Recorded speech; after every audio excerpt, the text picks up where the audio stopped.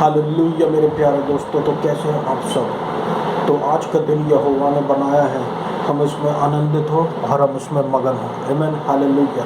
तो मैं फिर से आपके सामने आज के दिन वचन लेकर आया हूँ, जो वचन मैं इंग्लिश में बोला करता हूँ संडे के दिन, वही वचन मैं ट्यूसडे के दिन हिंदी में बोला करता हूँ।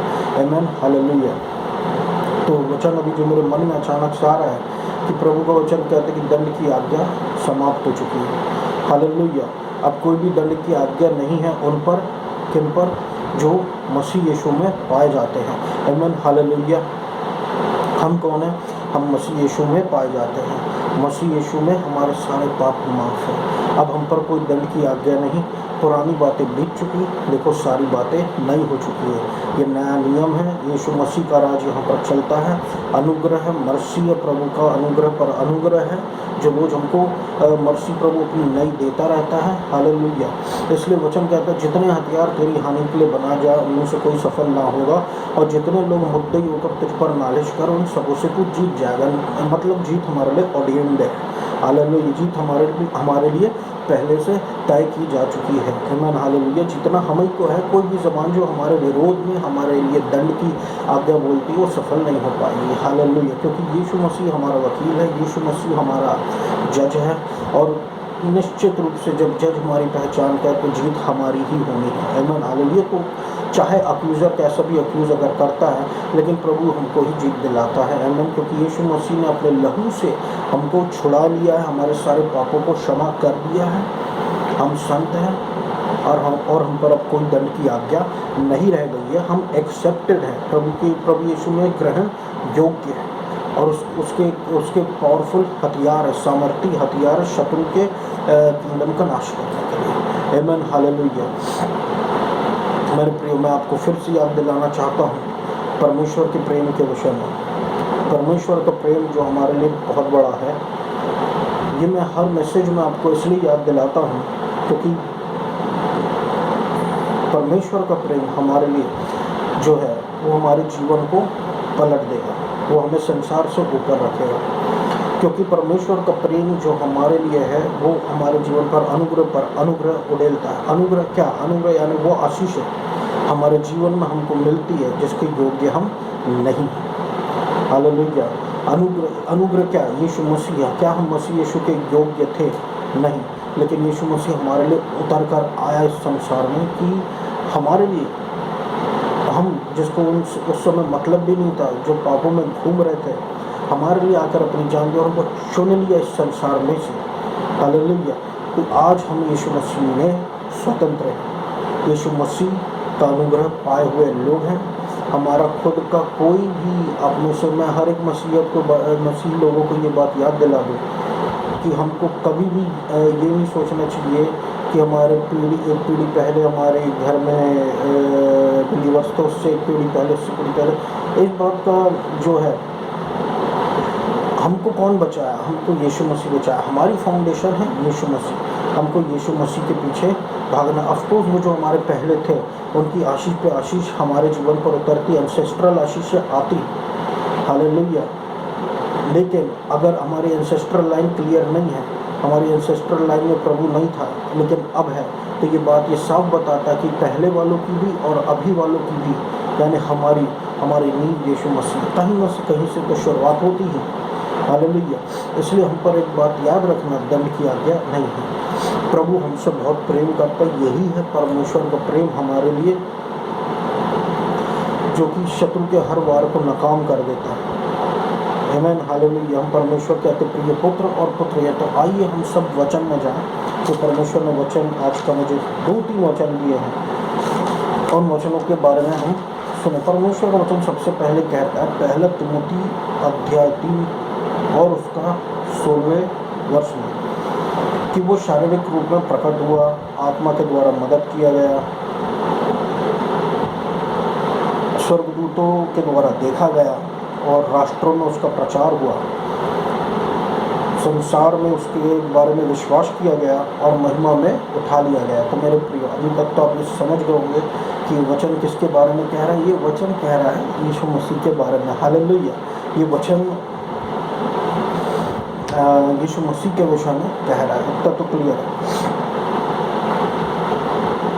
तो मेरे प्रियो, ये बात साफ है कि यीशु मसीह प्रकट हुआ हमारे लिए। किसके लिए? हमारे लिए। टेकन अप इन ग्लोरी, वो ऊपर उठा लिया गया किसके लिए? हमारे लिए, कि एक दिन आकर वापस ले जाए। आमीन, हालेलुया। परमेश्वर का वचन आगे कहता है पहले तिमोथी उसके अध्याय 4 में कि कोई है जो विश्वास से भटक जाएंगे, जो शत्रुओं की जो शिक्षा है उसके पीछे हो लेंगे और झूठों की बातों में आ जाएंगे, जिनके जो मन है, कॉन्शियंस जिसको हम कहते हैं, विवेक, जिनके जो विवेक है पहले से खराब हो चुके हैं। आमीन, हालेलुया। ऐसे लोग कौन होते हैं? ऐसे लोग वो होते हैं जो अपनी खुद की बाइबल भी लिख सकते हैं, खुद की बाइबल लिखना जानते हैं। हालेलुया। ऐसे लोग वो भी हो सकते हैं जो ये डिमोनिक टीचिंग क्या होती है? ये शत्रु की शिक्षा, ये पेट से आती है, ये शैतानी जगहों से आती है। ये है क्या? आगे हम देखते हैं। इसी वचन में जब हम आगे देखते हैं तो हम देख सकते हैं कि ये जो डिमोनिक टीचिंग है, डिमोनिक टीचिंग, शत्रु की शिक्षा, याद रखना, ये दो आशीषों के विरोध में इस वचन में बताई गई है। दो आशीषों के विरोध में आती है। एक है शादी की आशीष और एक है कि हम खान पान में अपने आप को जो बांधने लगते हैं ना कि ये नहीं खाएंगे, वो नहीं खाएंगे। प्रभु कहता है खाने को हमको धन्यवाद के साथ और परमेश्वर के वचन के साथ बोलकर पवित्र करके खा लेना चाहिए। हालेलुया, है ना। दो दो दो दो शक्तियाँ हैं यहाँ पर, देखिए। एक है दुष्ट की शक्ति और दूसरा है ह्यूमन बीइंग्स। दुष्ट की शक्ति तो मैं आपको बता चुका हूँ कि वो कैसे, हम शुरुआत में ही देख सकते कैसे उसने शत्रु का प्रचार लेकर आया अदन की वाटिका में हेवा को भड़काने के लिए, है ना।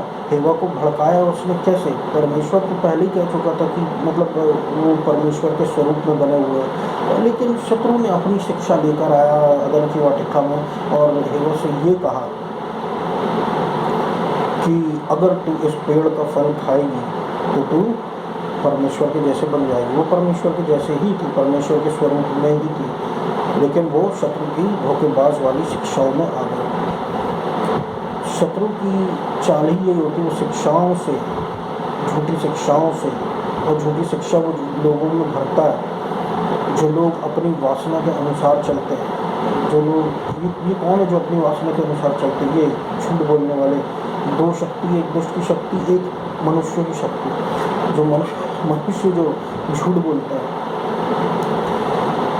क्योंकि अंत के दिन चल रहे मेरे प्रिय, तो परिस्थितियाँ बाहर इतनी बिगड़ी हुई है कि आदमी को पसंद करता, औरत को पसंद करती है, और ये व्यभिचार चरम सीमा पर है। और ये लोग कौन हैं? ये लोग वो हैं जो अपने हिसाब की बातें गढ़ने लगे हैं, अपने हिसाब की बाइबल बना ली है ना।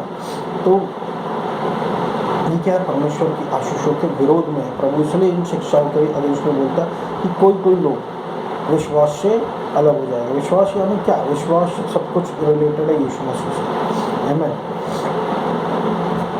और अगर कोई विश्वास से अलग हो जाएगा, यानी कि वो किस में चले जाएगा? मतलब एक ही है, एक है विश्वास, एक है व्यवस्था। तो फिर वो व्यवस्था में चले जाते हैं। और हम सब जानते हैं जब वो व्यवस्था में जाते हैं तो परमेश्वर का वचन साफ साफ ये कहता है कि व्यवस्था से पाप को बल मिलता है। पाप की बल व्यवस्था। व्यवस्था खराब नहीं, व्यवस्था इसलिए बनाई गई थी और इसलिए दी गई थी कि मनुष्य को अपनी कमजोरी का बाद में रियलाइज हो कि हम तो वह व्यवस्था पूरी कर ही नहीं पा रहे हैं और उनको एक सेवियर की ज़रूरत पड़े, है ना। तो इसलिए यीशु मसीह और आखिर व्यवस्था को पूरी किया, क्योंकि वचन कहता है Christ hath redeemed us from the curse of the law. व्यवस्था को पूरी किया, है ना। यीशु मसीह पे आशीषें आई क्योंकि यीशु मसीह ने व्यवस्था पूरी किया। पुराने नियम में ये था कि जो आज्ञाकारी रहता था परमेश्वर को उसको आशीष मिलती थी, जो अनाज्ञाकारिता करता था उसको श्राप, है ना। यीशु मसीह ने आज्ञाकारिता पूरी किया और क्रूस पर जाकर हमारे लिए अपनी जान दी। तो यीशु मसीह आशीषित था, लेकिन हमारे लिए यीशु मसीह शापित हो गया। और जब यीशु मसीह हमारे लिए शापित हो गया तो उसकी आशीषें उठकर हमारे ऊपर आ गई। जो उसने कमाई थी, उसने पूरी आज्ञाकारिता निभाई थी, है ना। तो यीशु मसीह की कमाई हुई आशीषें हमारे ऊपर आ गई फ्री में, हालेलुया। यीशु मसीह के द्वारा हमको सब कुछ मुफ्त में मिला। इसलिए बोलते हैं अनुग्रह पर अनुग्रह हुआ, क्योंकि हमको मुफ्त में वो आशीषें प्राप्त हो रही है जिसकी योग्य हम नहीं है, जो हम कमा नहीं सकते थे। यानी कि अब व्यवस्था की आशीषें हमारे जीवन पर ऐसे ही आ रही हैं, और भी आशीषें आ रही हैं, लेकिन व्यवस्था का श्राप नहीं आ रहा, क्योंकि श्राप यीशु मसीह ने हम अपने ऊपर ले चुका है और हमको अपनी आशीष पे आशीष आशीष पे आशीष देता जा रहा है, जिसकी योग्य हमें नहीं है। हालेलुया। और हमको आशीष इसलिए मिल रही क्योंकि हम परमेश्वर की संतान हैं, परमेश्वर के पुत्र हैं, परमेश्वर की पुत्रियां हैं। हालेलुया। तो मेरे प्रियो, ये बात सीधी है कि परमेश्वर ने हमको अनुग्रह पर अनुग्रह दिया है, सिर्फ इसलिए कि हम वो कर पाएँ जो हम सोच भी नहीं सकते थे। हालेलुया। जो पुराने नियम के लोग दूर दूर से बस एक स्वप्न ही देखा करते थे। दाऊद बस धार्मिकता के विषय में बोल ही पाता था, लेकिन वो धार्मिकता उस समय थी नहीं। यशायाह उस धार्मिकता के विषय में बस बोल पाता था। वचन कहता ना, जितने हथियार तेरी हानि के लिए बनाए जाए उनमें से कोई सफल ना होगा, और जितने लोग मुद्दे होकर तुझ पर नालिश करे उन सबों से तू जीत जाएगा। क्योंकि हमारी मदद किसकी ओर से है? परमेश्वर की ओर से। हमारी धार्मिकता किसकी ओर से है? परमेश्वर की ओर से। पुराने नियम के लोग भी धार्मिकता के बारे में जानते थे, लेकिन धार्मिकता उस समय सबके लिए अवेलेबल नहीं थी, और वो यीशु मसीह की धार्मिकता तो अभी आई है। हालेलुया। और ये इतनी पावरफुल है कि हम संसार के ऊपर आराम से जीत जाते हैं। अगर प्रभु हमको जब प्रभु हमको इसका रेवलेशन देता है परमेश्वर की धार्मिकता के विषय में, तो ये संसार छोटा पड़ने लगता है, संसार की समस्याएं सब छोटी पड़ने लगती है। आमीन। हालेलुया। यीशु मसीह ऐसे ही नहीं बोल के चला गया कि मैंने संसार पे विजय पा लिया है। सही में विजय पाया यीशु मसीह ने। अभी की जनरेशन के जो लोग हैं ना, वो शादी से भाग रहे हैं। क्यों भाग रहे हैं? क्योंकि उनके मनों में डिमोनिक टीचिंग्स डाल दी गई हैं, डिमोनिक टीचिंग्स। और झूठ बोलने वालों ने झूठ बोल दिया, सोशल मीडिया से झूठ बोल दिया, और दूसरी जगहों से टेलीविज़न से झूठ बोल दिया है। और उनकी लाइफस्टाइल देखिए, Bollywood star, Hollywood star running away from marriage, या मैरिज कर ले और डाइवोर्स केस कर ले, डाइवोर्स हो जा रहा है, और डाइवोर्स पर डाइवोर्स तो ऐसे फैल रहे हैं। पहले तो ये वेस्टर्न कंट्रीज़ के हाल थे, आजकल तो इंडिया के हाल में लग गया कि डाइवोर्स इतने बढ़ते जा रहे हैं। क्यों? शत्रु बीच में प्रॉब्लम्स लाता है, झूठी बातें लाता है। ज्ञान इतना बढ़ गया, ज्ञान के कारण मनुष्य घमंडी होता जा रहा है, और घमंड जो है परमेश्वर को पसंद नहीं है, परमेश्वर को घृणा है घमंड से। हस्बैंड और वाइफ के बीच में ज्ञान का कंपटीशन होता है। मैं इतना पढ़ा लिखा हूँ, तो इतनी पढ़ी लिखी है। आप समझ रहे हैं?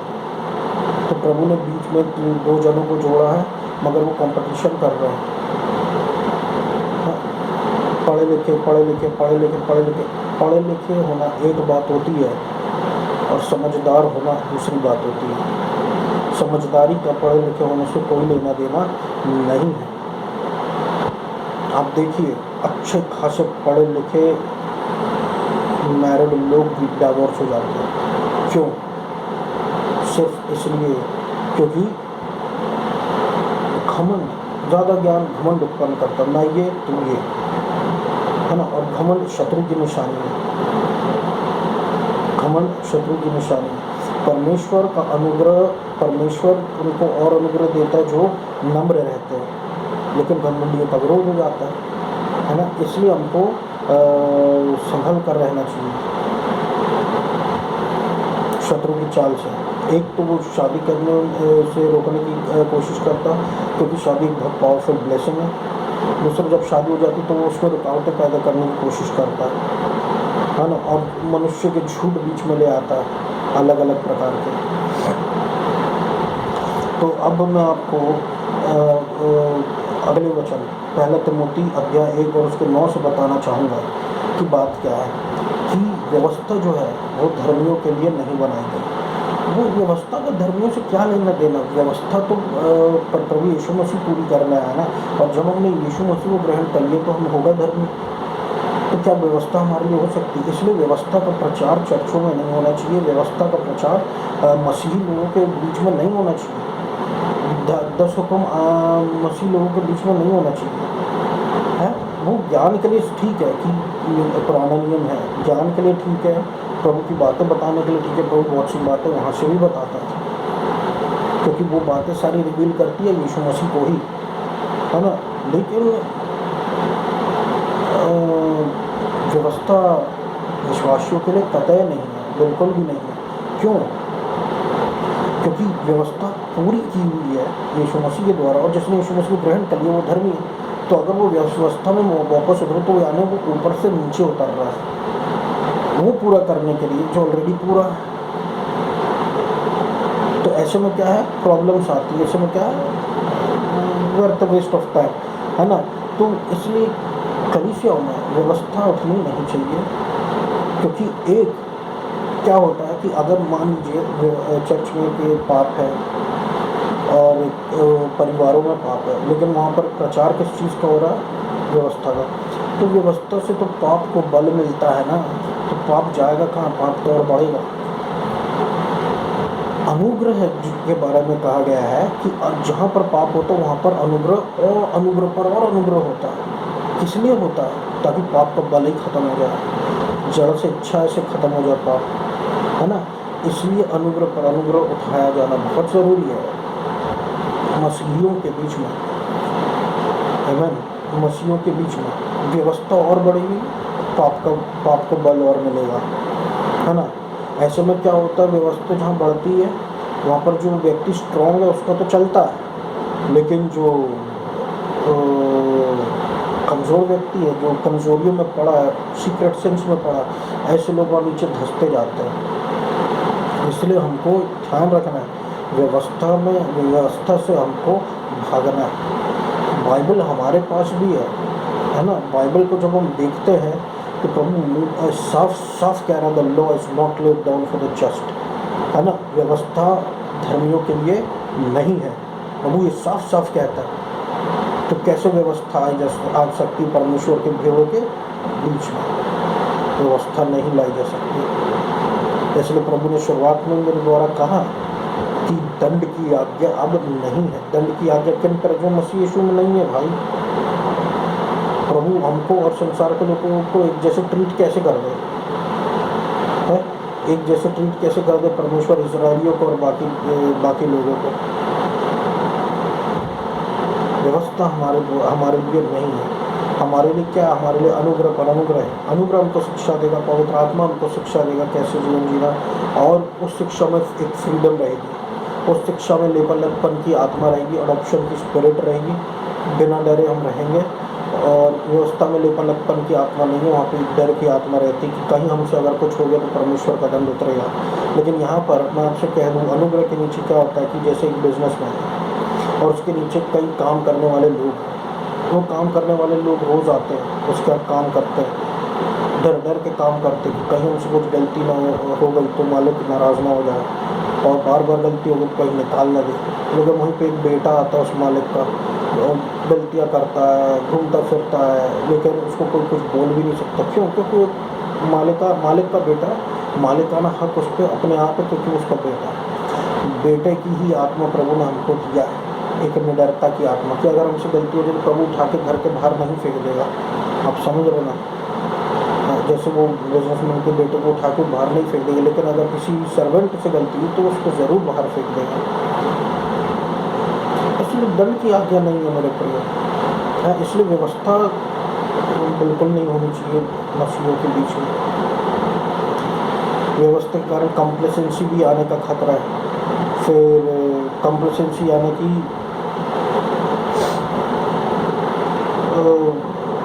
एक प्रकार का ढील गलत शिक्षाओं की बिल्कुल नहीं आनी चाहिए। हालेलुया। जितनी भी प्रिंसिपैलिटीज़ होती है ना, दुष्ट की शक्ति जो ऊपर उड़ती रहती है, और इन लोगों की ताकत क्या है, इन लोगों का बल क्या, इन लोगों का वेपन क्या, हथियार क्या? उनका हथियार है व्यवस्था। व्यवस्था ही इनका असली हथियार है, और उसके द्वारा ही ये मसीहियों के जीवन में काम करने की ताकत रखते, काम करने का माददा रखते, सेल्फ राइटियसनेस इंजेक्ट करने की कोशिश करते हैं। और सेल्फ राइटियसनेस सारे पापों की जड़ है। हालेलुया। हमारी असली सक्सेस क्या है? हमारी असली सक्सेस है परमेश्वर की धार्मिकता, और ये परमेश्वर की धार्मिकता को और परमेश्वर के अनुग्रह को ही चर्च से ले लेना चाहता है। अगर चर्च में अनुग्रह नहीं हो और परमेश्वर की धार्मिकता के बारे में नहीं बताया जा रहा, तो ऐसे में क्या होगा कि एक मतलब यीशु मसीह का प्रभाव जो है वो ख़त्म होने लगेगा, है ना। यीशु मसीह हमारे का अनुग्रह जो सारी चीज़ों को आसानी से कर देता है, लेकिन अगर यीशु मसीह फिर हम नहीं मिलेगा तो फिर ये कैसा होगा? फिर तो वो दूसरा यीशु मसीह हो गया जिसको हमने अपने अनुसार बना लिया है, व्यवस्था वाला। ये जहाँ यीशु मसीह है वहाँ आज़ादी है। हालेलुया, आमीन। अनुग्रह लचीला है, व्यवस्था ठोस है, वो नहीं झुकने वाली। इसलिए प्रभु हमको अनुग्रह के पीछे भागना है। और मैं जो अनुग्रह कर रहा हूँ, इसका मतलब क्या है? इसका मतलब सिर्फ इतना है, पाप से आज़ादी, कमजोरियों से आज़ादी, निर्बलताओं से आज़ादी और लेपालकपन, परमेश्वर की बेटे और बेटे होने का असली समझ हमको तभी आती जब हम अनुग्रह में डूबते चले जाते हैं। आमीन, हालेलुया। तो मेरे प्रिय दोस्तों, ये मेरा आज का वचन था। मैं आशा करता हूँ आप लोग इसमें आनंदित हुए होंगे और इस वचन के द्वारा परमेश्वर आपको भरपूर आशीष दे और रेवलेशन दे और आपकी आंखों को खोले, आपकी समझ को खोले। और मैं आप लोगों के लिए प्रार्थना करना चाहता हूँ। धन्यवाद देता हूँ अब्बा पिता प्रभु यीशु मसीह के नाम से। प्रभु सुनने वालों पर अनुग्रह होता रहे प्रभु यीशु मसीह। हालेलुया। आपका वचन कहता है कोई दंड की आज्ञा नहीं रहेगी, तो कोई भी दंड की आज्ञा हम पर, हमारे जीवन पर, हमारे परिवार के लोगों पर न उतरने पाए। प्रभु करुणा कीजिए, अनुग्रह पर अनुग्रह कीजिए, तरस खाइए, मर्सी कीजिए प्रभु यीशु मसीह। हर एक आशा, हर एक निराशा आशा में बदल जाए मेरे प्रभु परमेश्वर। आपका वचन कहता है जितने हथियार तेरी हानि के लिए बना जो उनमें से कोई सफल ना हो, तो कोई भी हथियार हमारे विरोध में जो तैयार किए गए हैं वो सारे के सारे हथियार असफल हो जाए। और प्रभु अनुग्रह पर अनुग्रह कीजिए, अनुग्रह पर अनुग्रह कीजिए, मर्सी पर मर्सी कीजिए प्रभु। सुनने वालों पर इनकी पीड़ाओं को ले लीजिए, इनके दर्द को ले लीजिए, इनके प्रभु हेल्थ में इनकी बोन्स को प्रभु चंगा कीजिए यीशु मसीह के नाम से। इनकी हड्डियों को चंगा कीजिए यीशु मसीह। हालेलुया। और ताकतवर बनाए मेरे प्रभु परमेश्वर। heal them in the name of Jesus Lord. Heal them. Let them not die before that time. अपने समय के पहले मरने ना पाए मेरे प्रभु परमेश्वर। अनुग्रह कीजिए, करुणा कीजिए, अनुग्रह कीजिए, करुणा कीजिए, अनुग्रह कीजिए, करुणा कीजिए मेरे प्रभु परमेश्वर। Hallelujah, hallelujah, hallelujah, hallelujah. Rejections जाए, एक्सेप्टेंस जाए प्रभु यीशु मसीह। लहू का बाड़ा प्रभु सबके चारों ओर लगाते सुनने वालों के मेरे प्रभु परमेश्वर। इनके जीवन में आप अद्भुत काम करें, अद्भुत न्याय करें, अद्भुत योग, अद्भुत प्रभु यीशु मसीह बातों को करें मेरे प्रभु परमेश्वर। आपको सारा आदर और महिमा देते यीशु मसीह। धन्यवाद, धन्यवाद, धन्यवाद यीशु मसीह, धन्यवाद यीशु मसीह। आपके अनुग्रह के लिए, बहुतायत के अनुग्रह के लिए प्रभु यीशु मसीह। और इस पूरी प्रार्थना को मैं यीशु मसीह के नाम से मांग लेकर सुन पूरा कर, आमीन।